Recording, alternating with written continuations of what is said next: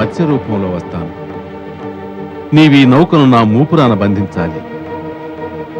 అప్పుడు నేను ఈ నౌకను సుమేరు పర్వతానికి తీసుకువెళ్తాను. హే సర్వేశ్వర, తమరు నన్ను కాపాడుతానని అభయమందించారే.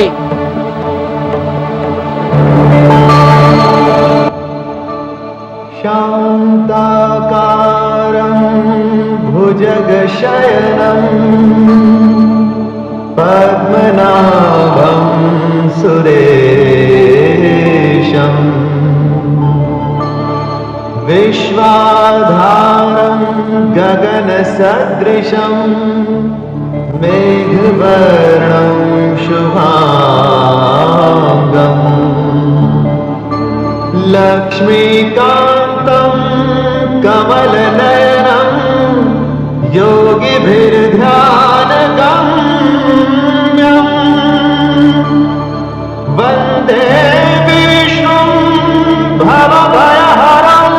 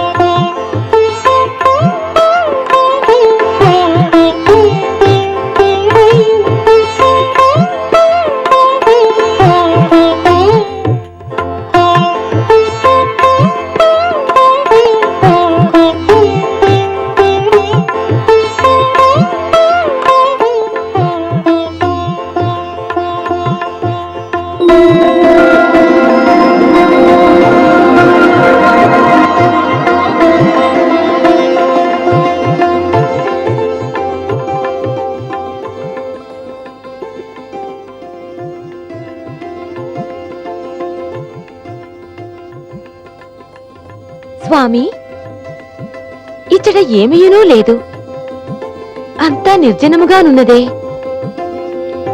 అదేమీనూ కాదు దేవి. ఇచ్చట మనం ఉన్నాము. ఆ మహనీయుడు సర్వేశ్వరుడు ఉన్నాడు.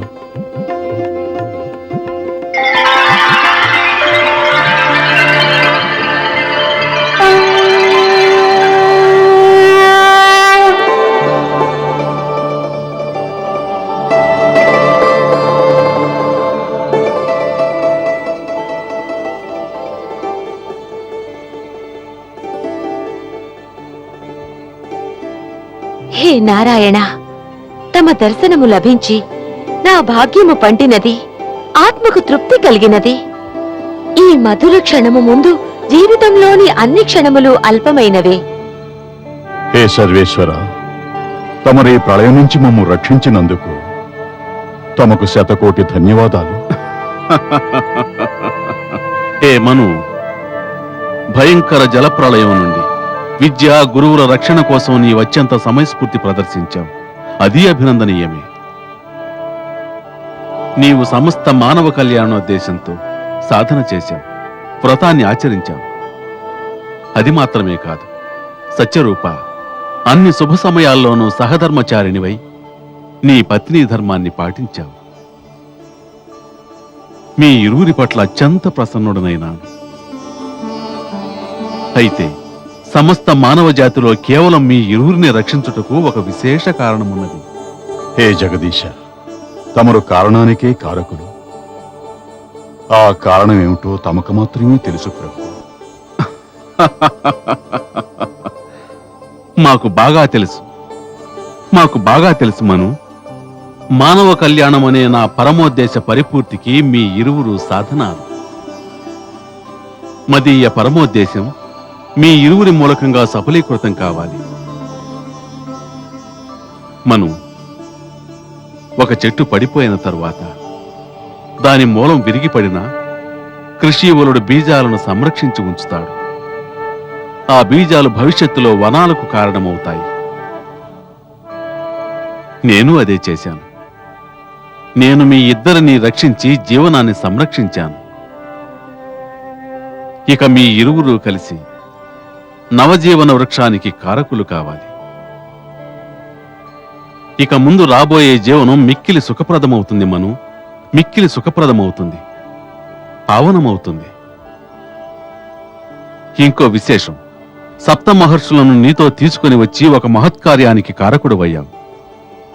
ఎందుకంటే రానున్న జీవనానికి మహనీయులను తయారు చేసేది వారి విద్యే. హే మహాప్రభు, జ్ఞానపురుష, నవజీవనానికి కావలసిన విద్యను కేవలం తమరు మాత్రమే ప్రసాదించగలరు. నన్ను అనుగ్రహించండి. అసలు ఈ విద్య అంటే ఏమిటి, ఎలా లభిస్తుంది? హే వైవస్వత, మానవుడు బహు విచిత్ర ప్రాణి. అతని చరిత్ర కూడా అంత విచిత్రమైనది. ఉన్నతుడైతే దేవుడు కాగలడు, దిగజారితే దానవుడిగా మారిపోతాడు. దానవత్వం అజ్ఞాన హీనత్వాలకు ప్రతీక. నేను అన్ని యుగాల్లోనూ మానవుడు దానవుడు కాకుండా రక్షించాలనుకుంటున్నాను.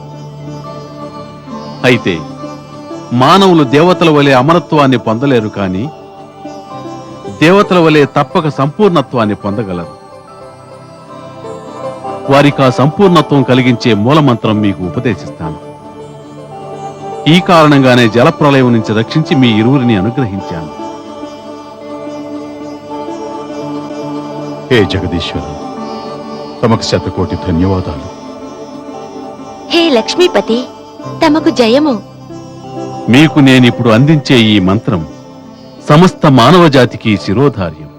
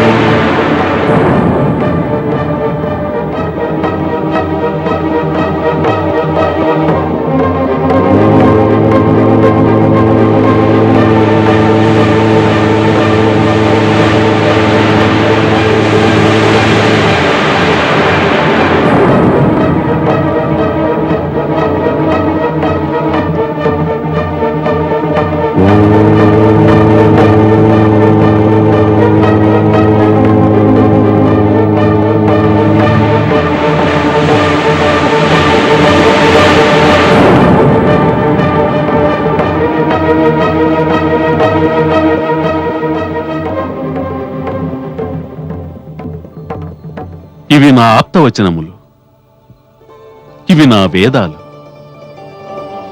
ఇదిగో ఋగ్వేదము,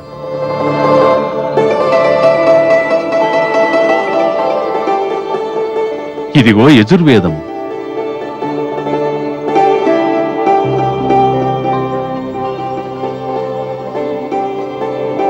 ఇదిగో సామవేదము, అదిగో అథర్వ వేదము.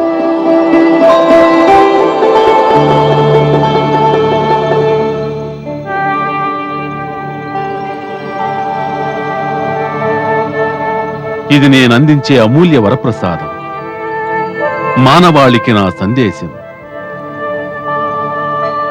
ఈ 4 వేదములు మీకు, మీ తదుపరి తరాలకు, సకల మానవాళికి జీవన జ్ఞానం ప్రాప్తింపజేస్తాయి. అంతము చేసేను దురంతము, అంబుజనాభుని అవతారం, దానవ వీరుని సంహారము, దానవ వైరికి తొలి విజయం. ఆప్తవచనమే మానవ కోటికి ఆ దేవుని సందేశం. మనువు రక్షణే మానవ జాతికి నవ్య జీవన శ్రీకారం, నవ్య జీవన శ్రీకారం.